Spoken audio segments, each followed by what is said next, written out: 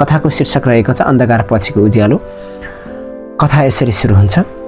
सुनिता एउटा सानो गाउँमा जन्मेकी थिइन्। गाउँ हरियो पहाडहरूले घेरिएको, खोल्सीहरू झरना जस्तै बग्ने, चराहरू बिहानै चिरबिर गर्ने ठाउँ थियो।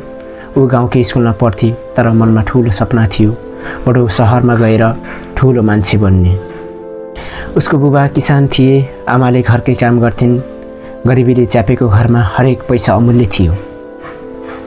तर सुनिता निकै मेधावी थिए। स्कुलमा हरेक वर्ष पहिलो हुन्थिन्। एक दिन उसले एउटा पुस्तक पढिन्, तिमी आफै आफ्नो भाग्यको निर्माता हो। यो वाक्य उसको मुटुमा बज्रियो।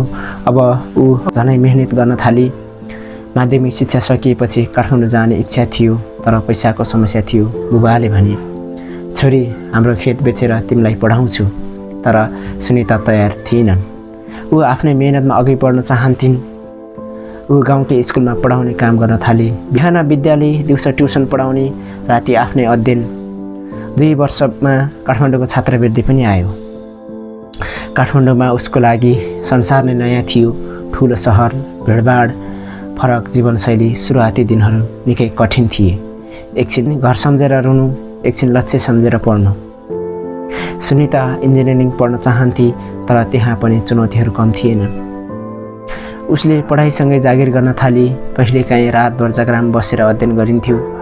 एक दिन ऊ थाकेर हिम्मत हार्दै थिए। त्यही बेला उसकी आमाको फोन आयो। भनिन्, छोरी तिमीले सपना पुरा गर्यौ भने हाम्रो सङ्घर्ष सार्थक हुन्छ। यो सुनेर ऊ फेरि उठी पढाइमा झन् ध्यान दिन थाले। अन्ततः ऊ पहिलो महिला इन्जिनियरिङ बनी आफ्नो गाउँबाट डिग्री लिएर ऊ गाउँ फर्की। बुबा आमाको आँखा खुसीले रसाए। गाउँभरि उत्सव मनाइयो। अब ऊ आफ्नै गाउँमा पुलहरू, बाटाहरू बनाउन चाहन्थे। अनि सुरु गरिन् आफ्नो काम। गाउँमा पहिलो राम्रो स्कुल, राम्रो अस्पताल खोल्ने सपना पुरा गर्न। अब ऊ अरूलाई पनि भनिरहन्थिन्, सङ्घर्ष गर, सपना पुरा हुन्छ।